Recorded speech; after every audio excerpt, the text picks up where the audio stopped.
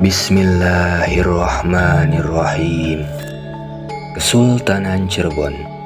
Pangeran Walangsungsang sang muasis pendiri Cirebon. Pangeran Walangsungsang adalah putra sulung Prabu Siliwangi dan Nyai Subang Larang yang beragama Islam. Sebagai muslim, tentulah Pangeran Walangsungsang selalu haus akan ajaran keagamaan. Ia tinggal di Keraton Pakuan bersama kedua adiknya. Adiknya yang pertama bernama Nyai Rara Santang dan adiknya yang kedua bernama Raja Sangara. Selama masih didampingi ibunya, ada sesuatu hal yang perlu dipertanyakan tentang mengenai masalah keagamaan. Singkat cerita, ketika ibunya meninggal dunia, ia pun merasa tidak betah tinggal di Keraton Pakuan sebab keluarga keraton lainnya menganut agama leluhurnya yang kemungkinan semacam agama Sunda Wiwitan.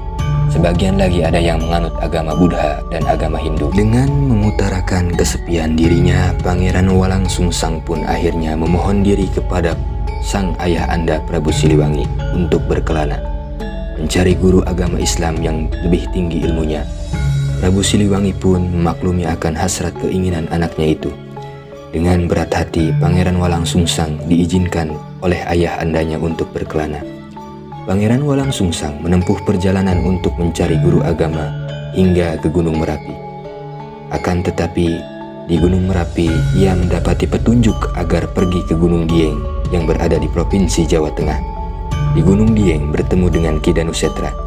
Ki Danusetra tidak bisa memenuhi harapan Pangeran Walangsungsang dan menyarankan agar dirinya menemui Ki Danuwarsih, anaknya Ki Danusetra yang tinggal di Parahyangan Timur. Pangeran Walangsungsang tinggal di rumah Ki Danuwarsih yang ternyata seorang tokoh agama Buddha atau yang lebih dikenal biksu. Tentu bukanlah yang selama ini ia cari, tetapi selama tinggal di rumahnya, Ki Danuwarsih sempat berjodoh dengan putrinya yang bernama Nyai Indang Gelis. Ke rumah Ki Danuwarsih, Rara Santang pun menyusulnya, sedangkan Raja Sangara memilih tetap tinggal bersama keluarganya di Keraton Pakuan Pajajaran. Kemudian Ki Danuwarsih memberinya petunjuk. Jika ingin berguru agama Islam, haruslah datang ke wilayah utara pesisir Cirebon. Maka berangkatlah Pangeran Walangsungsang, Nyai Indang Gelis dan Ratu Rara Santang ke Cirebon. Mereka sampai di pesantren Amparan Jati dan menemui Syekh Datul Kahfi. Di Cirebon pun Pangeran Walangsungsang bertemu dengan kakek dari pihak ibu yang tidaklah lain bernama Ki Gedeng Tapa, seorang juru labuan yang sangat kaya raya. Dari Syekh Datul Kahfi, Pangeran Walangsungsang mendapat julukan dengan nama Ki Samadullah. Syekh Datul Kahfi menyarankan agar Ki Samadullah membuka pemukiman baru untuk penyiaran agama Islam supaya tersebar menjadi luas. Setelah diberi izin oleh ayahanda Prabu Siliwangi, Pangeran Walangsungsang pun alias Ki Samadullah memilih kawasan hutan di Kebon Pasisir yang disebut Hutan Tegal Alang-Alang atau Lemah Wungkuk. Di situ telah bermukim pula Ki Danusela, adiknya Ki Danuwarsih, menantu Ki Gedeng Kasmaya, Raja Cirebon Birang. Segerombolan penduduk berjumlah 52 orang dipimpin oleh Ki Samadullah atau Pangeran Walangsungsang untuk membuka hutan pantai membuat perkampungan baru. Kampung yang sudah berdiri di dekatnya disebut Dukuh Pasambangan. Dukuh yang pernah dimukimi Brata Legawa alias Haji Purwagaluh alias Haji Baharudin, adik sepupu Prabu Wastu Kencana. Anaknya Mangku Bumi Bunisora Suradipati. Ialah haji pertama dari kalangan Keraton Kawali. Atas restu Prabu Wastu Kencana, ia mencoba menyebarkan agama Islam di Dukuh Pasambangan. Nama kampung yang baru dibuka itu semula bernama Tegal Alang-Alang, sehingga Ki Danusela yang terpilih menjadi ku pertama di sana mendapat dijulukan Ki Gedeng Alang-Alang. Sedangkan Ki Samadullah atau Pangeran Walangsungsang mendapat dijulukan Pangeran Pangraksa Bumi atau Ki Cakra Bumi. Setelah 3 tahun lamanya, kemudian perkampungan itu berubah nama menjadi Cirebon Larang atau Cirebon Pasisir. Atas usul Ki Danusela meniru kerajaan Cirebon Girang tempat berkuasanya Ki Gedeng Kasmaya. Atas saran Syekh Datul Kahfi, kemudian Ki Samadullah pergi ke Mekah menunaikan ibadah haji. Sedangkan Nyai Indang Gelis yang sedang hamil nampak tidak bisa menyertainya. Akhirnya Ki Samadullah mengajak sang adik yaitu Nyai Ratu Rara Santang, juga atas berkat dorongan Ki Gedeng Tapa, kedua kakak beradik itu mendapati biaya perjalanan untuk menunaikan rukun Islam yang kelima. Di pelabuhan Jeddah, mereka berjumpa dengan Syarif Abdullah, seorang wali kota Mesir yang merupakan darah keturunan Nabi besar Muhammad SAW, generasi ke-21. Kecantikan Nyai Ratu Rara Santang mampu memikat hati Syarif Abdullah yang kemudian mempersuntingnya. Selama menunaikan ibadah haji, mereka tinggal di rumah saudaranya Syekh Datul Kahfi. Ketika berada di kota suci Mekah, Pangeran Walang Sungsang alias Ki Samadullah berguru kepada Syekh Abdul Yazid.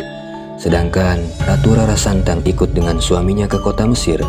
Pangeran Walang Sungsang mendapat gelar julukan Haji Abdullah Iman, sedangkan Ratu Rara Santang mendapat gelar julukan Hajah Syarifah Muda alias Haji Abdullah Iman pulang ke Pulau Jawa. Dalam perjalanan pulang sempat singgah di negeri Baghdad dan di negeri Cempa.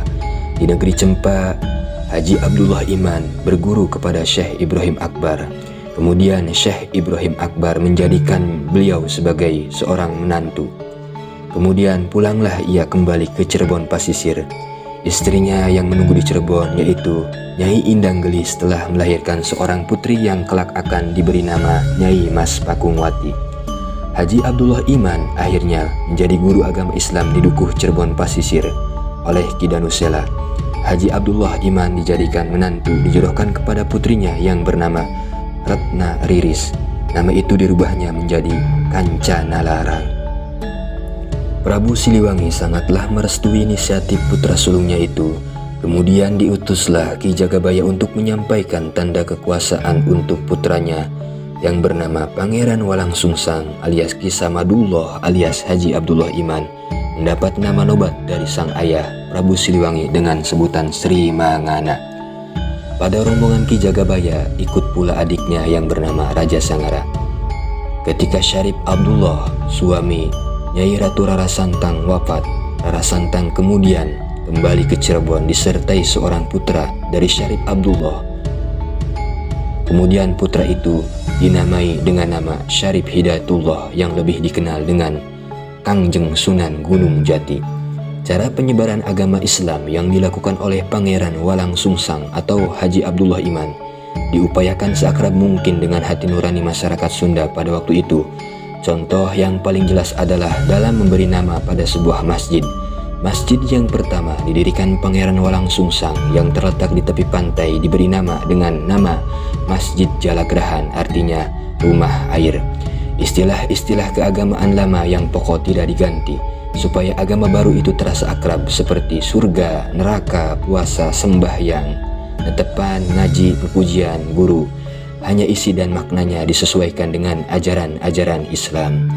Ketiga kakak beradik dari putra Prabu Siliwangi akhirnya tinggal menetap di Keraton Pakungwati, membimbing rakyatnya yang menganut agama yang diridhoi oleh Allah Subhanahu wa Ta'ala, yaitu agama Islam.